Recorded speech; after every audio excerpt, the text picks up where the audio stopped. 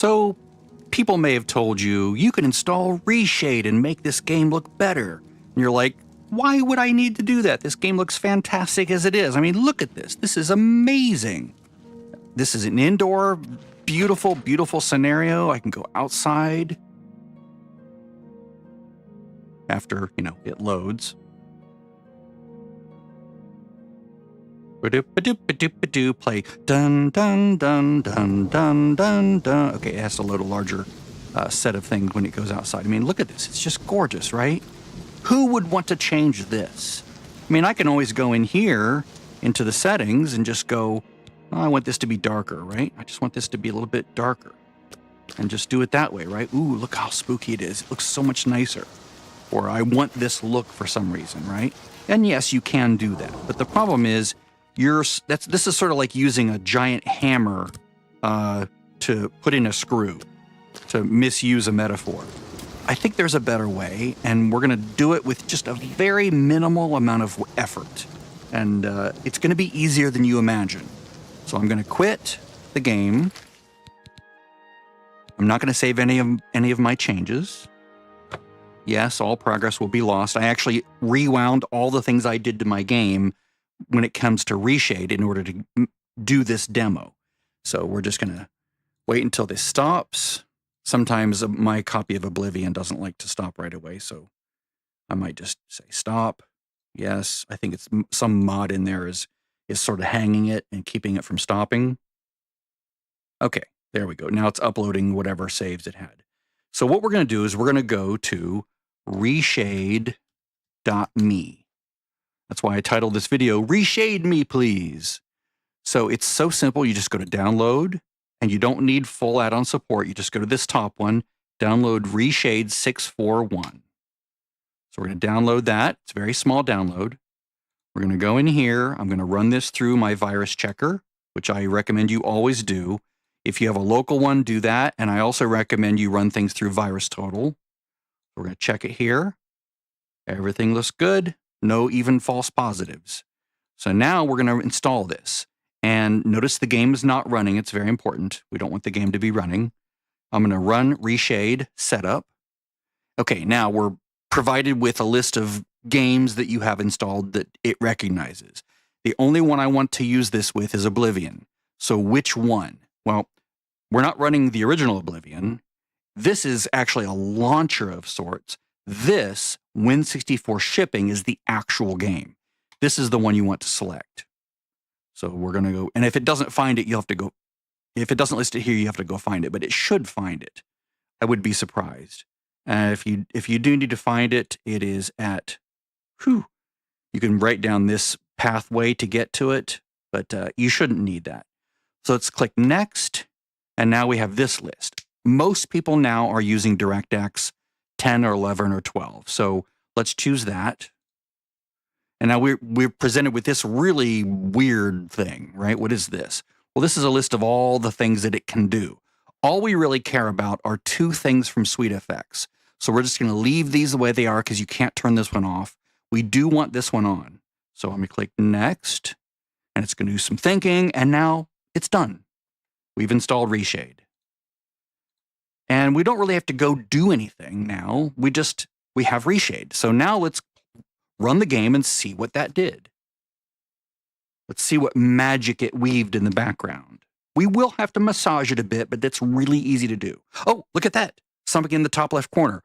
ReShade is now installed successfully. Press home to start the tutorial. Okay, so that's important. ReShade 641, that's what we installed. We can go there to ReShade Meetup for news, updates, effects, and discussion. We don't need to do any of that. We're just going to come into our game, and don't worry, that text will go away in time. We're not going to worry about that just yet. I want to get into the game first. So I'm going to continue with my last save, whatever that was. It was probably an auto save when I left that building. Just going to patiently wait while we load. Wait patiently while we load. All right, so now we're in the game. Let's go into a more private area that's less noisy. Let's go indoors here. Now, there's nothing happening yet, or at least nothing should be happening yet, I don't think. because I don't think anything's on by default. Everything still looks exactly as it did, looks beautiful, looks wonderful. Why would we ever want to change it? Well, we're going to change it, and I'll show you how. It says, ReShade is now installed successfully. Press Home to start the tutorial. So I'm going to press the Home key on my keyboard, and we're going to get a big box. Okay, what the hell's going on here? Don't worry. This is normal. This is what we want. This is where we're going to configure ReShade. The first thing I'm going to do is we're going to read this. Welcome. Since this is the first time you start ReShade, we'll go through a quick tutorial covering the most important features. If you have difficulties reading this text, press the Control key on your keyboard and adjust the font size with your mouse wheel. Good idea. The window size is variable as well. Just grab the right edge and move it around. You can also use the keyboard for navigation in case mouse input does not work. My mouse is working fine. I can select things, see that, so I'm not going to use the keyboard. Use the arrow keys to navigate, spacebar to confirm an action or enter a control, and the escape key to leave. We don't have to worry about any of that. And even the control tab thing, this is all just if the mouse doesn't work, so we can ignore that paragraph. Click on the continue button to continue the tutorial. Let's make the font size larger because I like that. I'm going to hold the control key and I'm going to scroll my mouse wheel. Ooh, look at that. Scaling font size 28 with control plus mouse wheel. I like 32. That's where I land with this. So I'm going to leave it right there. I let go of the control key. Click continue. Okay. This is the preset selection. This is the preset we're currently using. You don't have to worry about that. But all changes will be saved to the selected preset file. Great. We're on target. Click the plus button to add a new one. We don't have to do that. Use the right mouse button and click on a preset button to open a context menu, blah, blah, blah. You don't have to worry about any of that. Just ignore all of this and click continue. Okay, now this is scary. Scary, scary, scary, right? Lots of things going on here. So really, there's not much really going on yet. It's just a lot of text. The first thing I'm actually going to do is I'm going to move this little line. I guess I can't move that line up yet. Okay, don't worry about it. What we're going to do first is we're going to click two things. We're going to click the box here, and we're going to click the box there. And that's all I'm going to do. And then I'm going to click active to top. That's going to move those to the top because they're the active ones. All right, now I'm going to click continue. You didn't have to do that, but I just wanted to do that because I know we're eventually going to have to do that. So I'm going to click continue at the bottom. And it says, this is the list of variables. It contains all tweakable options, blah, blah, blah, blah, fine, finish. I don't care. So what I do want to do is I'm going to make this box a little bit smaller. So I'm going to take it and I'm going to grab the box and I'm going to move it over here because this is where I like it. Notice how it got a little bit smaller when I did that. I'm going to grab this lower right corner. See how there's a blue triangle there? I'm going to move this up a bit to maybe there.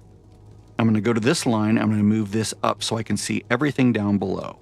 I just want to see levels FX and lift gamma gain FX.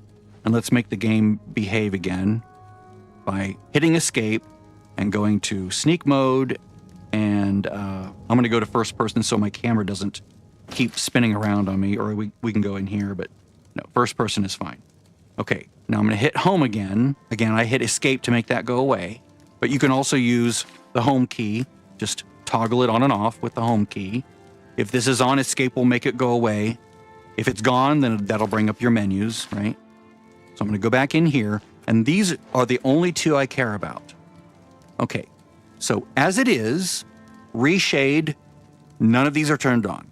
Those are the two I want. So I turned them on and I said, bring them to the top so that they're not down here buried somewhere. That's not all we have to do. Let's go to the next tab up here, add-ons, and turn these off. We don't need them. They just consume extra resources and it lowers your frame rate. So no need to load those. Now we're back here. What do we do with these two things? Well, this is where the magic happens. So I want to lower the black point because this is a bit too high for my taste. And I want to lower the white point just a little bit. And then I want to increase the RGB gamma for all three of these numbers. So it's 1.05. Now I can go in here and just move this back and forth, but I find it easier just to click on these little buttons right here. So I'll go over here, raise this one up to 1.05. Raise this one up to 1.05. You just hold it down and it just runs up there. And now I'm going to click on this checkbox to hide all this stuff, which is going to make it run slightly better. So now all that stuff these two things are still running, but now it's just sort of running in the background and I don't have to worry about editing them ever again. Okay, so now what can we do? Well, now it's running. Now, how do we know it's running? I'd like to see a sort of before and after. We can do that. If I hit home again and I go to settings, I can set a keybind. In this very complex dialog. Don't worry, this is just the general settings up here. That's all we're paying attention to now, is just this top block from here to here. So right now, notice there's an overlay key assigned, which is the home button. Well, we know that already. What if I want to toggle the effect? I can click in here and hit the end key. That's typically what people use. So I'm going to go back to the home tab because I don't want to reassign this again. I'm going to click home. Now I'm going to make this go away by hitting home again. So now I can hit the end key and you can see it's grayish and now the color pops a little bit and the blacks are a little bit deeper. Grayish, colors pop a bit. And it really, if you look at like things that are very red, notice how muted everything looks and now how the color pops. It's so beautiful. Okay, so what other things can we do in there? Let's bring the panel back because I like tweaking the settings a bit. That's just my thing. So we have the overlay key, the effect toggle key. We can also come down here. We'll scroll down using the scroll wheel. I like to show my frames per second down here in the corner. Like the game will do it by default. Like see how there's this 60 FPS up here? If I hit escape and I go back to my game, my display, I can say show my FPS right here. And that works, but to me that's kind of big and obtrusive. I don't want to see it that big and that solid on my screen. So I'm going to go back and I'm going to turn that off. Instead, I want to do that, through ReShade. So I'm going to confirm those changes and now I'm going to hit the home key and now ReShade settings is up. I can go in here and I can say, I want to show FPS. Now, that's this right here. Notice how it has a little box. So if it's off, then it will never show. If it's a check mark, it'll always show. If it's a box, it'll only show when when the settings are being shown. See that? How the top right corner, it disappears. Well, I want it to always show. So I'm going to go to settings and I'm going to check this box so that it is a check mark. So now when I hide this, the 60 FPS remains. Well, it's still obtrusive, right? I want to make it sort of hide more. So the first thing I'm going to do is I'm going to say, I want my on-screen display position to be in the bottom right corner. Well, that's better, right? It's sort of hidden among the icons that are there, but I still want it lighter because it's not really part of the game. Well, I can do that. I can go back to settings by hitting the home button, and I can go, I want this to be 128, right? This is the alpha. I can actually go and choose the color by going here, but I just know the numbers, right? I'll go back into that for a moment so you can see that. So it's 255, 255. Ooh, why is the blue not 255? Well, I can click that and edit that. That way it's perfectly gray. It doesn't have it's not favoring a certain color. So let's hit home. And that's better. It's not as obtrusive, but I want it to be screened back even more. Let's go to settings and choose like, say 80. And now it's sort of there. It's very subtle. If I ever want to see it, I can just look down in the corner. It's not going to like shout at me what my frames per second is like all the other ways. And now I can just toggle on and off and you can see my frames per second is not being impacted at all. Let's also go outside and see what happens. I have it turned off at the moment.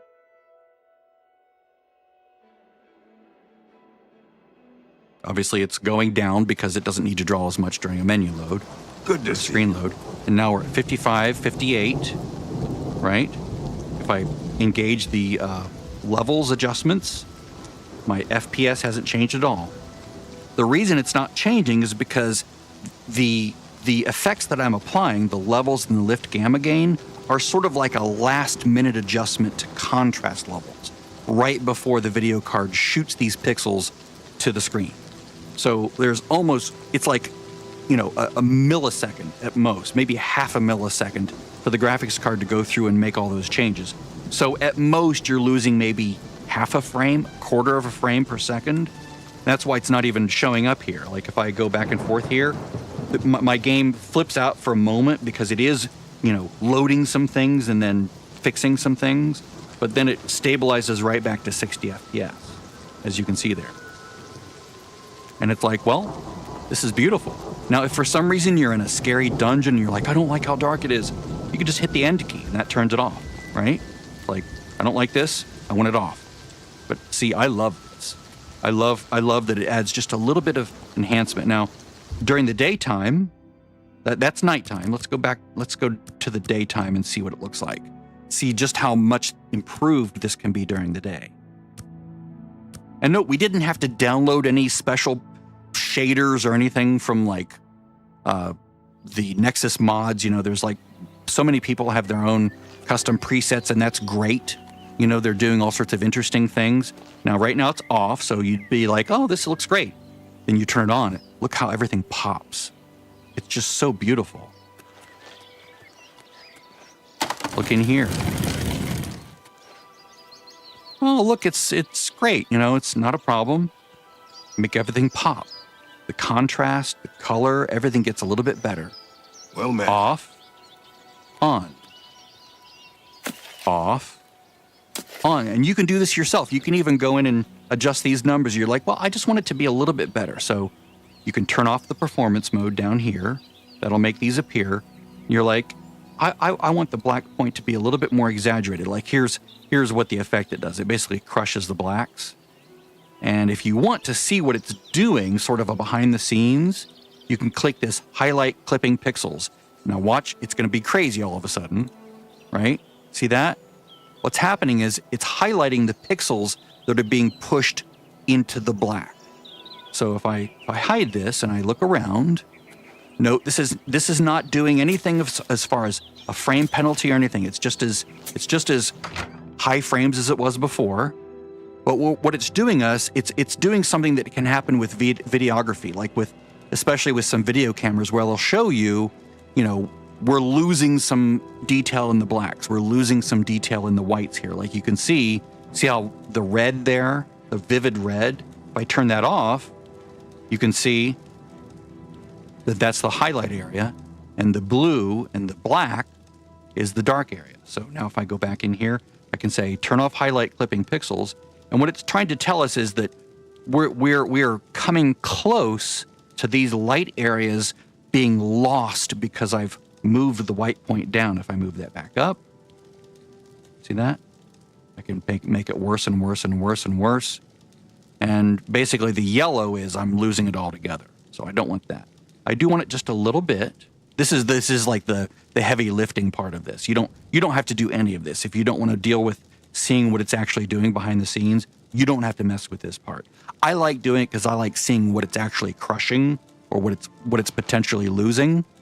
Light blue, this dark blue means it's getting close. We're not losing anything yet.